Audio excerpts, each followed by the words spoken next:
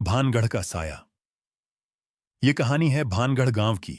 राजस्थान की सूखी रेत के बीच बसा एक ऐसा गांव जहां हवा भी अजीब फुसफुसाहट करती थी।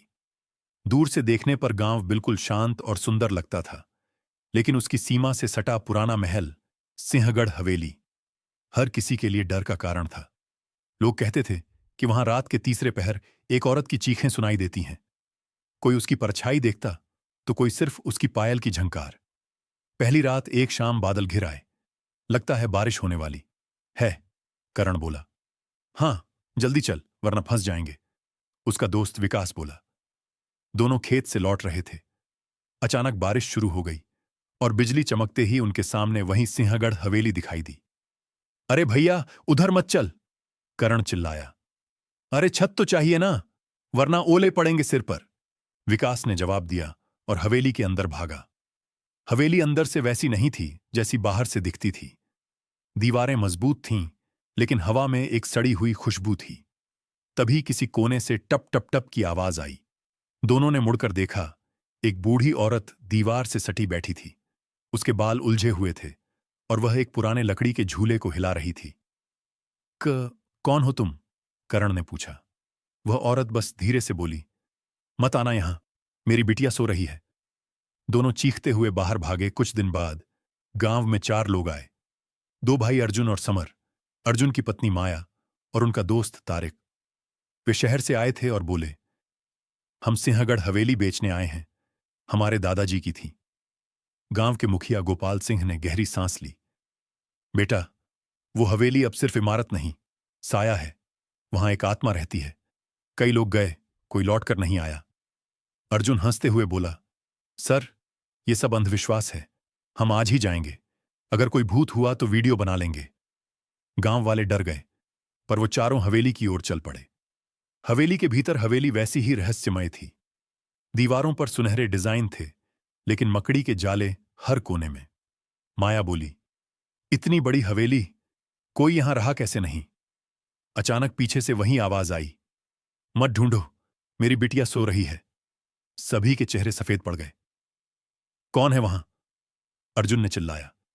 दीवार के पीछे वही बुढ़िया थी। वो बोली, यह हवेली मत बेचो, यहां खजाना है, मेरी बिटिया का खजाना। खजाना? तारिक की आंखें चमक उठी।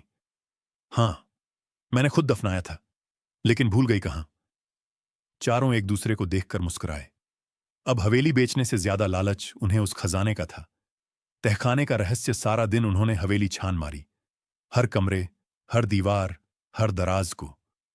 कुछ नहीं मिला। रात के 12 बजे समर की नजर पिछली दीवार पर पड़ी। वहां ईंटें ढीली थीं। उन्होंने हथौड़े से ईंटें तोड़ीं तो अंदर सीढ़ियां दिखीं। अरे वाह, तहखाना! अर्जुन चिल्लाया। नीचे उतरते ही बदबूदार हवा ने उनका स्वागत किया। मकड़ी के जाले, दीवारों पर काई और बीच में एक लोहे का संदूक। माया बोली, यही होगा खजाना। सभी ने मिलकर संदूक खोला, पर अंदर जो था वो देखकर सबके पैरों तले जमीन खिसक गई। अंदर एक छोटी बच्ची का कंकाल था।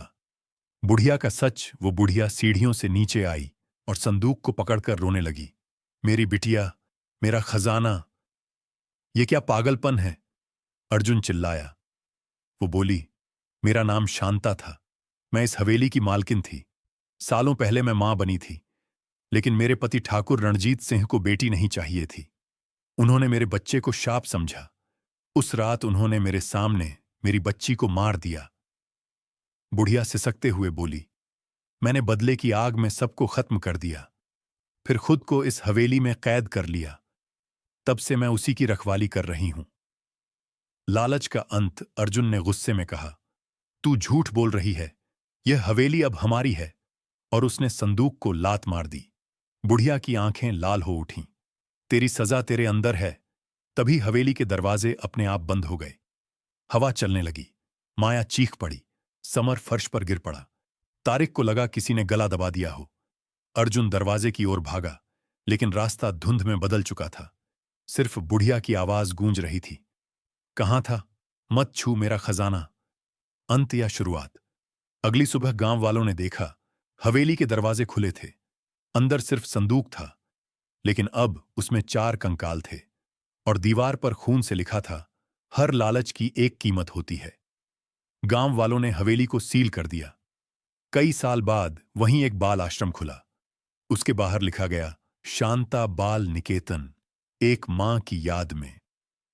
क्या आज भी रात में कोई आवाज आती है? कहते हैं, कभी कभी हवेली के अंदर से पायल की झंकार सुनाई देती है और कोई कहता है, मत आना यहां, मेरी बिटिया सो रही है।